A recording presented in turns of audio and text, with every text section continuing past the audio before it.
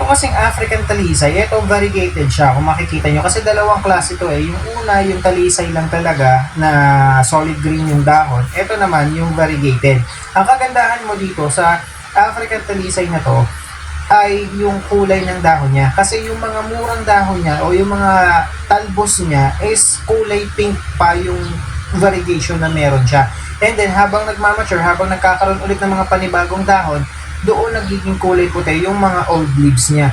At saka ang liliit na mga dahon niya at pinong-pino. Eto nga lang, medyo may pagka-slow grower talaga siya, pero magandang ipang-display sa bakuran ninyo. Lalo na kapag inilagay nyo sa kawa katulad na lang na nakalagay dito. At saka ito kasi na nalalagyan mo ng style so parang ang nangyayari is nagiging layer-layer yung dahon na meron siya at saka yung mga branches. At isa pa dyan, ayan, makikita nyo naman, nakala nyo kasi parang ang nipis kasing tingnan nung mga dahon niya, tapos pino, tapos ang kapal, ang daming dahon, kaya ang gandang tingnan.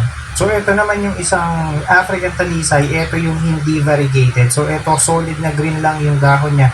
Tsaka makikita nyo naman yung layering ng mga branches at dahon niya. So meron siyang dahon sa ilalim at saka isa pa, yun na, mas mura to compare mo doon sa variegated.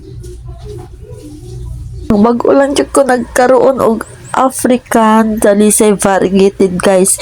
Gipalit ni Jerry sa kuan sa Isulan siguro o sa Kidapawan.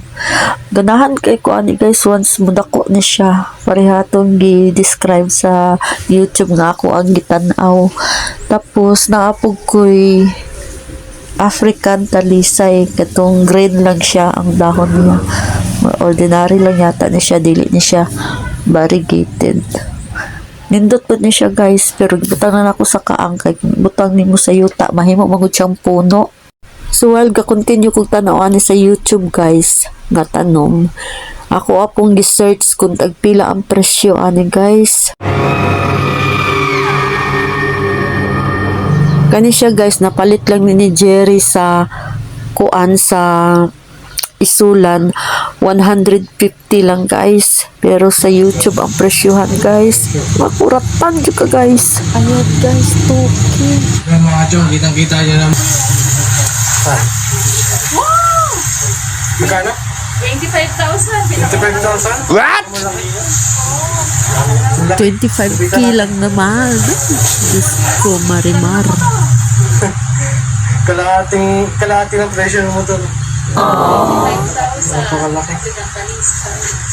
Ano yung pinakamura niyo? Magkano yan, ma? 1,500. Kakapirang walk.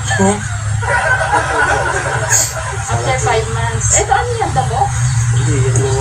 Hindi ba pwedeng 1,000 na lang ito, eh?